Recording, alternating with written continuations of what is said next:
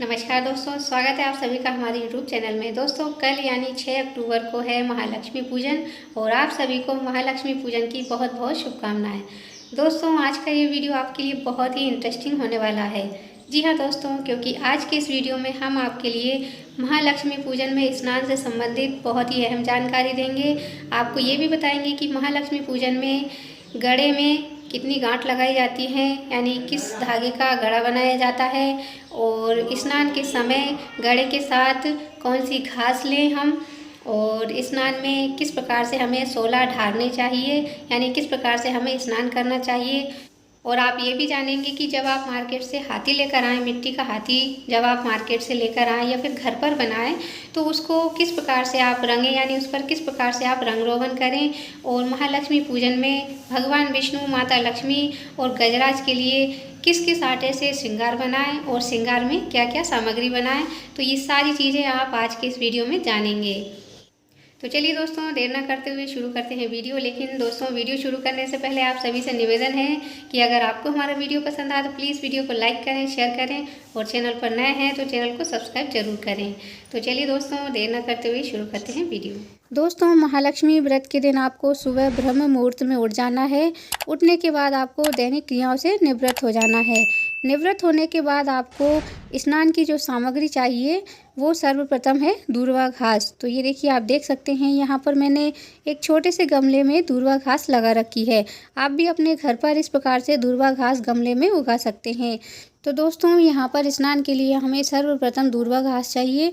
तो दूर्वा घास आप 5, 7, 21, 51, 108 जितनी भी आपको चाहिए आप उस हिसाब से दूर्वा घास ले सकते हैं, और अनगिनत भी ले सकते हैं, ऐसा ज़रूरी नहीं है, गिन के ही लो आप।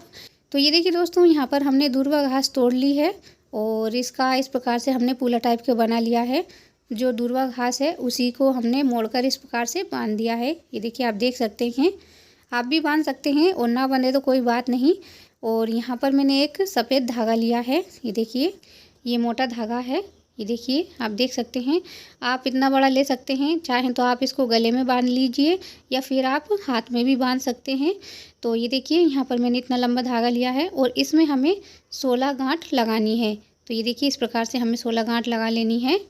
ये देखिए, तो दोस्तों, इस प्रकार से हम सफ़ेद धागे का एक गड़ा तैयार कर लेंगे और उसमें 16 गांठ लगा लेंगे। ये देखिए, इस प्रकार से आपको थोड़ी थोड़ी दूरी पर 16 गांठ लगा लेनी है। ये देखिए, आप देख सकते हैं, और एक दूर्वा घास का पूला बना लेना है। ये देखिए, आप देख सकते हैं, और इसको इस गड़े से इस प्रकार से बांध दीजिए, यानी जो सफ़ेद धागे का आपने गड़ा बनाया है उसको इस प्रकार से लपेट दीजिए दूर्वा घास में। आप चाहें तो गांठ भी लगा सकते हैं, और ना चाहें तो ऐसे ही लपेट दीजिए, वो निकलेगा नहीं।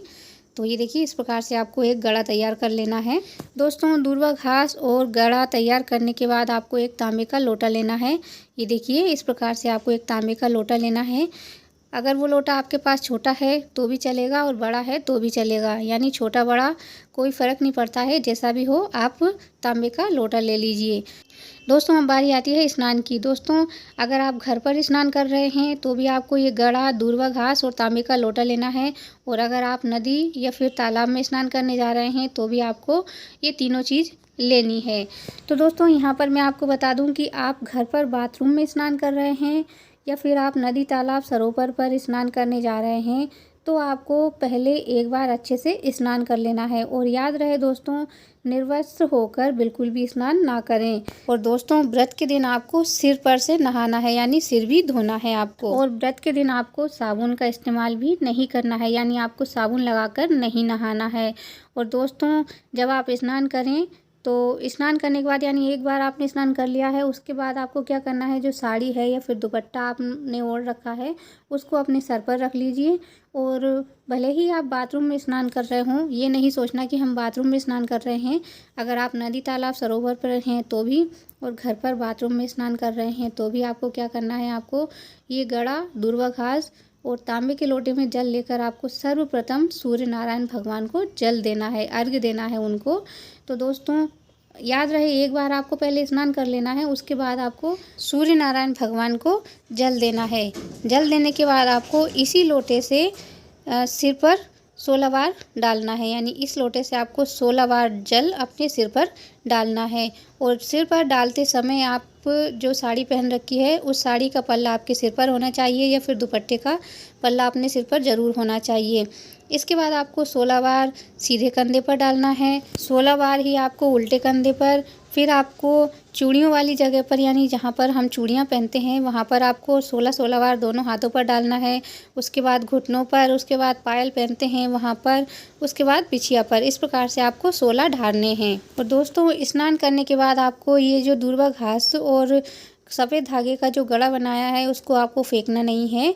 पूजन के समय आपको हाथी महाराज के आगे इसको रखना है और पूजन के बाद आपको जो सफ़ेद गड़ा है सफ़ेद धागे का उसको अपने हाथ में या गले में बांध लेना है। तो दोस्तों, ये देखिए, आप देख सकते हैं यहाँ पर मार्केट से हम हाथी बब्बा लेकर आए हैं जिस पर भगवान विष्णु और माता लक्ष्मी विराजमान हैं। अब इसको किस प्रकार से हमें रंगना है ये हम आपको दिखाएंगे। तो ये देखिए, यहाँ पर मैंने हल्दी ली है, महावर लिया है और यहाँ पर थोड़ा सा पानी लिया है और यहाँ पर रुई और माचिस की तीली ली है। आप माचिस की तीली की जगह अगरबत्ती की जो सीख होती है, अगरबत्ती की जो डंडी होती है पीछे वाली, आप वो भी ले सकते हैं। वो भी पतली होती है तो उससे भी बहुत बढ़िया फिनिशिंग आएगी।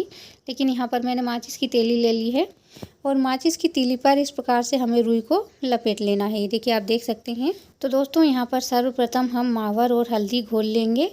थोड़ा थोड़ा पानी डालकर हम घोलेंगे, ज़्यादा पतला नहीं करना है, नहीं तो जो मिट्टी का हाथी है या फिर भगवान विष्णु और माता लक्ष्मी जी हैं उन पर अच्छे से ये दिखेगी नहीं। तो इस प्रकार से हमें थोड़ा सा पानी डालकर घोल लेना है। ये देखिए, इस प्रकार से। तो दोस्तों, पहले हम मावर से रंगेंगे। हल्दी को एक साइड रख देते हैं और यहाँ पर रंगने के लिए मैंने सबसे पहले थोड़ी सी रुई ली है। ये देखिए, इसको इस प्रकार से महावर में करेंगे और यहाँ पर इस प्रकार से हम रंगना प्रारंभ करेंगे। तो यहाँ पर आप अपने हिसाब से जो भी आपको डिज़ाइन पसंद है आप उस हिसाब से उस डिज़ाइन में हाथी बब्बा को रंग सकते हैं और माता लक्ष्मी को और भगवान विष्णु को रंग सकते हैं अपने अनुसार। तो ये देखिए, यहाँ पर मैं इस प्रकार से रंग रही हूँ।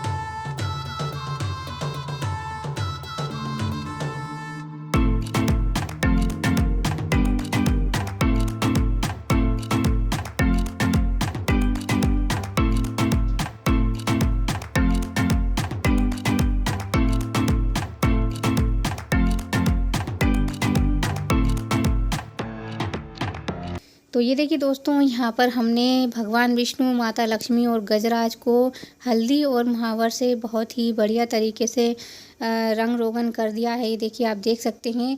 तो दोस्तों, अगर आप भी मार्केट से बिना रंगा हुआ हाथी लेकर आए हैं जिस पर रंग रोगन नहीं हो रहा है तो आप घर पर इस प्रकार से उसको रंग सकते हैं।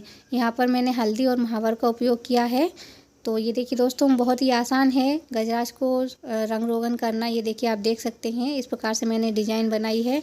आप अपने हिसाब से, अपनी मर्ज़ी के हिसाब से जो भी आपको पसंद हो वो डिज़ाइन बना सकते हैं।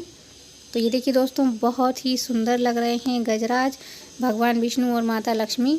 ये देखिए, आप देख सकते हैं। और आप भी इस आसान तरीके से घर पर गजराज, भगवान विष्णु और माता लक्ष्मी को रंग रोगन कर सकते हैं। तो ये देखिए, मैं आपको उठाकर दिखाती हूँ। ये देखिए दोस्तों, याद रहे आपको बहुत ही सावधानी से उठाना है क्योंकि ये मिट्टी का है। अगर गलती से छूट गया तो टूट भी सकता है। तो इसलिए आपको सावधानी पूर्वक रंग रोगन करना है और सावधानी पूर्वक ही आपको उठाना रखना है। तो दोस्तों, आप देख सकते हैं, बहुत ही आसान विधि से हमने गजराज को रंग रोगन कर दिया है। ये देखिए, आप देख सकते हैं, बहुत ही सुंदर लग रहे हैं गजराज। तो दोस्तों, महालक्ष्मी पूजन में हमें किस विधि से स्नान करना चाहिए, यानी स्नान की क्या विधि है ये आपने जाना, और मिट्टी के हाथी को किस प्रकार से हम रंग रोगन करें ये भी आपने देखा। दोस्तों अब बात कर लेते हैं श्रृंगार बनाने की। जी हाँ दोस्तों, महालक्ष्मी पूजन में हम बेसन के और गेहूं के आटे के श्रृंगार बनाते हैं। महालक्ष्मी पूजन में माता लक्ष्मी के लिए 16 श्रृंगार बनाए जाते हैं और भगवान विष्णु के लिए और गजराज के लिए भी श्रृंगार बनाए जाते हैं। दोस्तों इस व्रत में हम बेसन को सोना मानते हैं और गेहूं के आटे को चांदी मानकर चलते हैं। यानी बेसन के जो हम श्रृंगार बनाएंगे वो सोने के श्रृंगार कहलाएंगे और जो गेहूं के आटे के श्रृंगार बनाएंगे वो चांदी के श्रृंगार कहलाएंगे। श्रृंगार बनाने के लिए आपको बेसन का आटा और गेहूं का आटा दोनों लगा लेने हैं। तो दोस्तों सबसे पहले हम बेसन का आटा लगाएंगे, यानी बेसन लगाएंगे तो उसमें आपको नमक, लाल मिर्च पाउडर, हींग, जीरा और हल्की सी अजवाइन, ये सारी चीज़ें डाल लेनी है। यानी आपको फीके नहीं बनाने हैं। जो श्रृंगार आप बेसन के बनाएं उसमें ये सारी सामग्री आप डाल लीजिए। तो दोस्तों बेसन के आटे के बाद आपको गेहूं का आटा लगाना है और गेहूं के आटे में आपको इलायची पाउडर डालना है और आप चाहें तो गुड़ के पानी से या फिर शक्कर के पानी से आप बेसन का आटा लगा सकते हैं। यानी आपको मीठे बनाने हैं, फीके नहीं बनाने हैं। तो इस प्रकार से आप गेहूं का आटा लगा लीजिए और फिर आपको दोनों के श्रृंगार बनाने हैं। तो दोस्तों यहाँ पर मैं आपको बता दूं कि जब आप बेसन और गेहूं का आटा लगाएं तो थोड़ा अधिक लगाएं। यानी हम भगवान विष्णु, माता लक्ष्मी और गजराज के लिए श्रृंगार बना लें और उसके बाद भी थोड़ा सा आटा बचे। उस आटे से हम घर में बच्चे हों या फिर बड़े हों तो उनके लिए भी खाने पीने की कुछ चीज़ें बना लें, क्योंकि ये चीज़ बरकत के लिए रहेगी। यानी जो ज़्यादा हम बनाएंगे, जो थोड़ी सी बची रहेगी वो बरकत के लिए रहेगी। तो इसलिए आप बिल्कुल फिक्स आटा ना लगाएं, थोड़ा सा ज़्यादा लगाएं। तो दोस्तों अब बात करते हैं कि श्रृंगार में हमें क्या क्या बनाना है। तो दोस्तों सबसे पहले हम माता लक्ष्मी के श्रृंगार की बात कर लेते हैं। तो दोस्तों माता महालक्ष्मी मैया 16 श्रृंगार करती हैं। तो 16 श्रृंगार में आप तो जानते हैं कि मांग टीका, कान के झुमके, हरवा, नथ और चूड़ियाँ, कंगन, कमर की जो करदनी होती है वो, पायल, बिछिया, ये सारी चीज़ें हमें माता लक्ष्मी के लिए श्रृंगार में बनाना है। और उसके बाद मुकुट बनाना है। और दोस्तों इसी प्रकार से हमें भगवान विष्णु के लिए श्रृंगार बना लेना है और उसके बाद हमें गजराज के लिए श्रृंगार बना लेना है। तो दोस्तों दोनों के आप श्रृंगार बना लीजिए। यानी जो बेसन का आटा है और गेहूं का आटा है उन दोनों आटे के आप श्रृंगार बना लीजिए।